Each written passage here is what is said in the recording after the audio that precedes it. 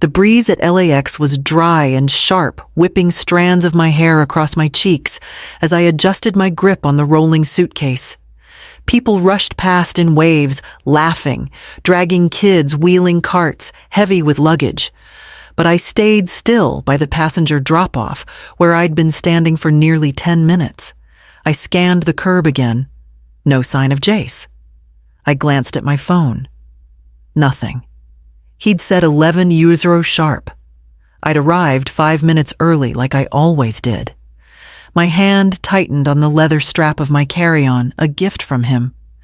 2 Christmases ago, though now I suspected Mila had picked it out. I looked down at my outfit, simple but put together, the same way I'd dressed for every PTA meeting and college visit and holiday dinner for the last 20 years. Behind me, a black SUV pulled up. Out jumped Jace, followed by Mila, both in matching sunglasses and monochrome outfits that made them look like influencers mid-brand deal. From the back seat, his father emerged, still trim, still smug, still referring to me as the nurse, never by name. They didn't see me right away. I watched as Jace pulled his phone from his pocket, thumbs tapping rapidly. I thought maybe he was texting me to say they'd arrived. He was.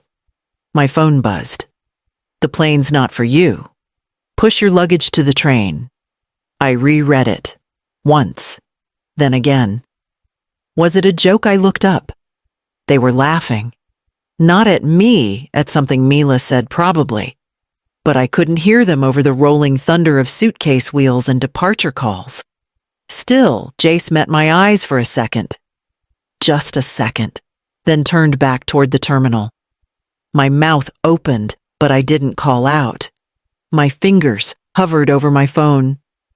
I wanted to ask if he was serious.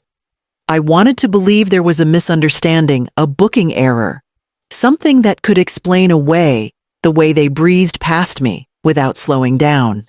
Mila waved at someone inside. Jace took her arm and walked in. His father followed. I stood at the curb, my feet planted, and breath caught somewhere between inhale and collapse. I pulled up the shared itinerary. The confirmation number was gone. My name had been removed. I hadn't packed extravagantly, just a few carefully chosen outfits, a modest black dress for the anniversary dinner, and my notebook, the one I always brought on family trips to keep track of receipts, activities, weather forecasts. I opened it anyway. Every dinner reservation, every port excursion, every contact number. I'd handled it all. Weeks of research and booking, most of it prepaid on my card. They were going. Without me. And not one of them had the courage to tell me to my face. I didn't cry. I didn't speak. I simply turned away from the terminal, walked to the far end of the curb, and flagged down a taxi. The door closed behind me with a muted click, the city outside already dimming beneath the gray Los Angeles haze. I didn't look back. Back in Boise, the light hits different, softer, quieter. The clouds move slower here, and the sidewalks still remember my footsteps from when Jace was small, and I used to push his stroller around the block at sunset, hoping he'd fall asleep before I had to finish grading papers for my night shift certification. It's strange the things that resurface when everything collapses. I couldn't stop thinking about the Camry, his first car. He was 19, and the transmission failed during finals week. He called me in a panic, already spiraling.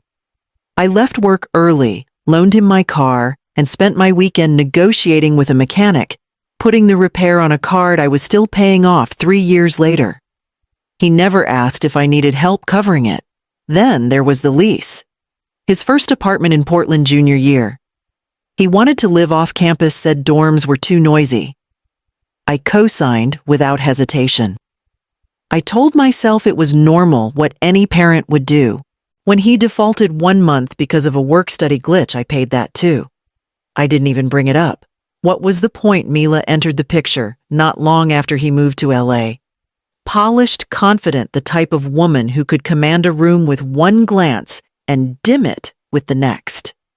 When I suggested we all have a Sunday dinner the next time they visited, she smiled without showing teeth and said, That's sweet. So old-fashioned. I remember shrinking into myself. Not outwardly. I kept my voice calm, my expression pleasant. But inside, a voice I hadn't heard in years whispered, "You don't belong here." I told myself I was imagining it. I always do. That dismiss my own instincts for the sake of keeping things smooth. The last family gathering I organized was their engagement brunch. I made the reservations, paid the deposit, arranged for the flowers. They walked in 40 minutes late and didn't mention it. At the end, Jace hugged me, distracted, already looking at his phone. Mila left without saying goodbye. I still washed the dishes when I got home, even though there were only a few. I remember looking down at the soap suds and thinking, this doesn't feel like family anymore. Now standing in my kitchen, the calendar on the fridge still marked cruise May 6-13. I understood. It hadn't stopped feeling like family. They had just stopped pretending. The house was still. The kind of still that doesn't welcome you back, just confirms you were never missed. I dropped my bag by the front door and walked straight to the kitchen. Not because I was hungry, but because that's where I always went when I didn't know what to do with myself. The sticky note was still on the fridge. Thanks for house sitting. Don't forget to water the ferns. No name, no warmth, just instructions. I pulled it off and stared at it for a long moment before crumpling it into a tight little ball and tossing it toward the trash. It bounced off the rim and landed on the floor. I left it there. The fridge calendar still had the reminder in bold red: family cruise, May 6-13. Rena covers expenses. That part hadn't been updated. Of course it hadn't. I opened my laptop and logged into the credit card account I used for family things. The cruise booking sat near the top along with line items I hadn't noticed before. Wine packages, upgraded staterooms, spa reservations. One by one, I opened each receipt, scrolling through the charges that had quietly stacked up while I was being written out of the trip I paid for. $1,280.76, premium dining upgrade. $230.40 onboard drink credit. $3D 110 due dollars, final cruise payment. 4 guests. My name wasn't on any of the passenger details. They hadn't forgotten. They'd planned it. They had walked past me at the terminal not in shock or guilt, but with ease. I saw it now, the timeline of it. How Jace stopped forwarding me emails about the cruise. How Mila had brushed off my questions about the room assignments. How no one had confirmed my flight. I scrolled further to the payment schedule. The deposit started 3 months ago. The day after I forwarded them, the refund I got from canceling my vacation to Maine. I closed the browser and sat back. It wasn't the amount that stung. It wasn't even being left behind. It was knowing that somewhere along the way, they had started treating me not like a person, but like a balance sheet line item. Quiet, convenient, always reliable. But I wasn't going to be a silent asset anymore. I didn't sleep that night. Not out of anger, at least, not the kind that explodes. It was the colder kind. The kind that chills your body from the inside and keeps your eyes open long after the room goes dark. At 2:17 a.m., I sat at the kitchen table with a stack of unopened envelopes and my laptop. The house creaked quietly around me, the ferns untouched, still waiting for water. I opened my online banking dashboard and started scrolling backward. At first, I was just confirming what I already knew: cruise charges, hotel bookings, dinner reservations. But then I kept going. Spotify Premium, $16.04, Apple Cloud Storage, $9.99, car insurance, not mine, health insurance, also not mine. I opened each one. Jace's name on one, Mila's email on another, my account on all of them. Then came the automatic transfers monthly, quiet, unassuming. $300 here, $200 there. Set up as support during job transition. Except, the job transition had ended over a year ago. They had never turned it off, and I had never noticed. I checked my name against every active payment the Netflix family plan the shared phone account, even the security system for his apartment. I clicked into the billing contact, my email, my card. It wasn't just generosity. It wasn't occasional help. It was infrastructure. I had become a system like Wi-Fi or electricity. Something they expected to run quietly in the background, reliable and invisible. And when it didn't, it was a glitch, an inconvenience. I leaned back in the chair and let the silence press in. Not one of those expenses had come with a request. No one had asked. Not once. They had simply assumed I'd say yes because I always had. But that assumption had hollowed something out in me I hadn't realized was missing until I stood at LAX and watched my family board a vacation I paid for. The kind of thing you only do when you're sure the person footing the bill won't stop you. Until now. I hadn't opened the old cedar box in years. It sat on the top shelf of my closet behind winter blankets and a stack of Christmas cards I never mailed.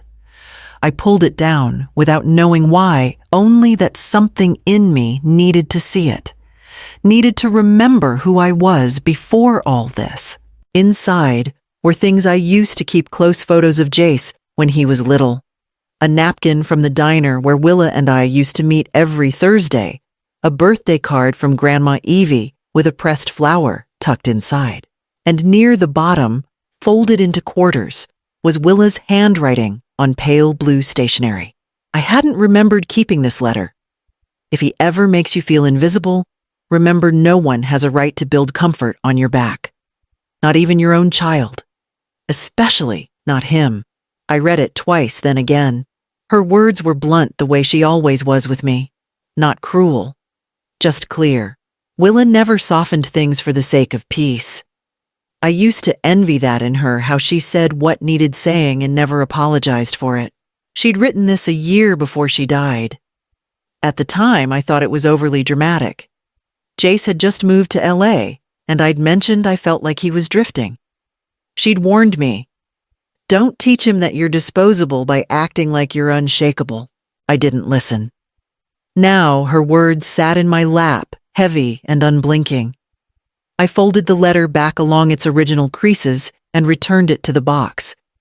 There was no anger in me anymore, not even hurt, only a kind of quiet clarity, and the certainty that I wasn't going to play my old part anymore.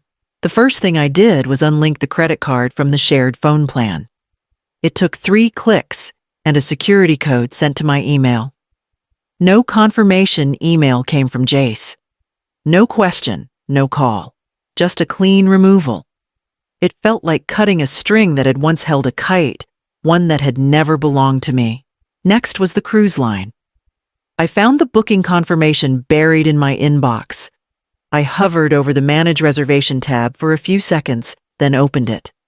I typed out a brief message to customer service. "Please remove Rena Hallberg from this booking. I will not be traveling." I didn't ask for a refund. I didn't explain. I just asked to be erased officially this time.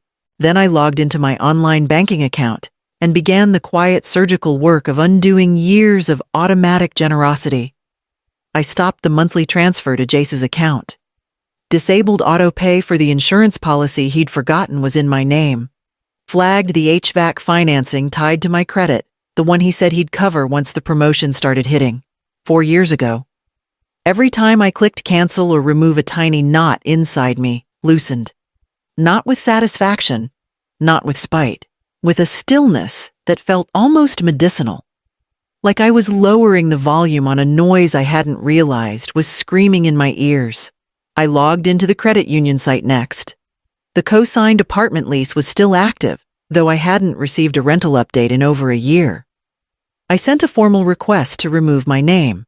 It would take processing, they said. I didn't care. It was in motion now. I checked the shared Google Calendar last. It still listed everything: Mila's birthday dinner, Corbin's graduation party, the recurring grocery reminder for their Sunday dinners. My initials next to notes like "Rena bring dessert" or "Rena confirm RSVP. I clicked the settings and quietly left the calendar. No pings, No alerts. No wait, what happened? No one noticed. By the time I closed my laptop, the sun had dipped behind the hills, and the house was dark except for the soft glow of the screen. My phone stayed silent. Jace hadn't called. Mila hadn't texted. Nothing. I sat there a moment longer, waiting for the guilt to arrive. It didn't. Instead, I made a cup of tea, stood by the window, and watched the porch light flick on. It was the first time in years I felt like I was standing in a house that actually belonged to me. 3 days passed before the silence cracked. My phone buzzed mid-morning while I was watering the garden, a task I'd let slide for months. The message lit up the screen with Jace's name. Mom, my card's actin' weird. Did something happen? I stared at it for a moment, the words pulsing under my thumb. No greeting. No question about how I was. Just confusion that something wasn't working the way he expected it to. I set the phone down on the windowsill and went back to the hose. An hour later, another buzz. Did you cancel the Netflix? Mila can't access the photos. Not, is everything okay? Not, why haven't I heard from you? Just inventory. Disruption. A mild inconvenience in a world that had grown used to my invisible labor. I didn't reply. I didn't need to. I imagined him pacing in his apartment, checking balances, trying to remember what had been under his name and what hadn't. I imagined Mila rolling her eyes, tapping through streaming apps that now prompted for payment. There was something quiet and telling in their response. Not concern, not guilt, just technical difficulties. No one asked why I'd stopped. They just assumed something had glitched, like I was a setting that had flipped off, not a person who'd made a choice. That realization didn't hurt the way I thought it might. It felt clarifying. They hadn't noticed I was gone. They'd only noticed the benefits had disappeared. I turned my phone face down on the kitchen table and folded laundry while it buzzed 2 more times. I didn't check. I already knew what the messages said. By the time the sun dipped low and painted the walls with gold, my phone had stopped vibrating. Even the systems that rely on you eventually go quiet when they're forced to function alone. The call came just after 9. I didn't pick up. The voicemail icon blinked at me like it was waiting for permission. I sat there for a minute, sipping lukewarm tea before pressing play. Jace's voice came through, too casual, too controlled. You're being dramatic. It was a misunderstanding. We still love you. Just lighten up, okay? He paused like he expected that to be enough, like he believed saying love would cover the rest. I listened to it twice. Not once did he say he was sorry. Not once did he mention what he'd done. No ownership, no recognition. Just the soft, rehearsed tone of someone smoothing over the surface of something cracked wide open underneath. I wasn't surprised. Jace had always been good at minimizing things, turning conflict into a joke, discomfort into someone else's overreaction. As a child, he'd lie to avoid punishment. As a teenager, he'd charm his way through mistakes. And as an adult, he'd perfected the art of polite deflection. What he didn't understand was that I wasn't waiting for an apology. Not anymore. I had outgrown the need to be understood by someone who refused to look past his own comfort. Still, hearing his voice settled something for me. Not because it brought peace, but because it confirmed the rewrite had already begun. In his version, I'd overreacted. In his version, the betrayal was a misunderstanding. But I knew better, and I wasn't going to spend another year trying to make someone else see what they chose not to. I deleted the voicemail and opened my laptop. If he wanted to rewrite the story, then I'd be the one to write down the truth. I sat at my desk with the blinds drawn and the lamp casting a soft circle of light across the surface. The spreadsheet was already open, color-coded rows labeled transactions dates going back years. I'd organized it not for drama, but for clarity. I opened the voice memo app and hit record. My name is Rena Hallberg. For the past 14 years, I've provided quiet, unacknowledged financial support to my son, Jace Hallberg, and his household. My voice didn't shake. I listed everything March 2017, first cosign on Portland lease. August 2019, emergency dental bill for Mila, $780, October 2020, family holiday in Lake Tahoe, full cost, covered by me. Recurring from 2021 to present, monthly transfer. $300 March 2023, cruise deposit, $1,200, April 2023, cruise balance and upgrades. 3/110 May 6th, 2023, I was left at the airport. No blame, no editorializing, just facts. I paused briefly, then added, not once was I asked if I could afford these contributions. Not once was I thanked in a meaningful way. I was assumed. When I finished, I saved the file and titled it Rena Truth Statement.mp3. I didn't send it to Jace. Not yet. Maybe not ever. Instead, I emailed it to my goddaughter Elise, who once told me she wished her own mother had set boundaries. I sent it to Pauline, who had watched me shoulder too much for too long. And I sent it to my cousin Lynn, who had once quietly paid off her sister's debt and never told anyone. I attached the spreadsheet too. Then I closed the laptop, leaned back in my chair, and let the silence settle. There was nothing left to explain. The truth was documented now. Pauline stopped by that Sunday, with a brown envelope in her hand and a look that told me she already knew. I found this in the bottom of a box marked Evie's Things, she said, placing it gently on my kitchen table. It had your name on it. She didn't stay, just squeezed my hand and left without asking questions. I stared at the envelope for a while before opening it. The handwriting was unmistakable, Grandma Evie's looping script, careful and deliberate, even in her final years. Inside was a single page folded twice. Rena, stop making yourself small so others feel tall. You don't owe them your silence. You don't owe them your peace. You are not the problem just because you finally decided to stop being their solution. I read the letter twice, then a third time, tracing the indentations where her pen had pressed firmly into the page. Her words didn't offer comfort. They offered clarity, permission, something I hadn't realized I needed until I held it in my hands. For the first time since the airport, the tears came. Not in a rush, not dramatic.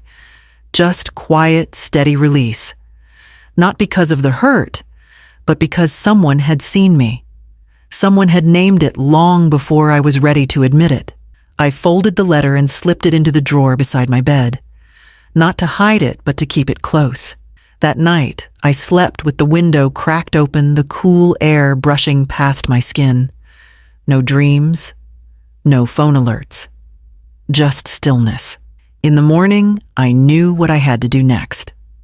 The checkbook had been buried in a drawer under expired coupons and warranty papers. I hadn't written one in months, but I filled it out carefully the way I used to sign permission slips when Jace was in school, precise, deliberate. 186 successors. A lingering balance he'd promised to pay back, but never mentioned again. A small number, but it had stayed in my ledger unpaid, like an echo I could never quite silence. I folded the check into a blank envelope along with a single note. My name funds no one but me now. I didn't include a return address. At my desk, I opened the family calendar one last time. I scrolled past birthdays, dinner parties, vacation dates, and old reminders I'd created to keep everything afloat. Then I clicked Delete Calendar. The prompt asked if I was sure. I was. I created a new one. Blank quiet with only one entry so far. I typed it slowly, then hit Save. Rena's time. It didn't need anyone else's name on it. It didn't need anyone's permission. And for the first time in as long as I could remember, the space around me finally felt like mine.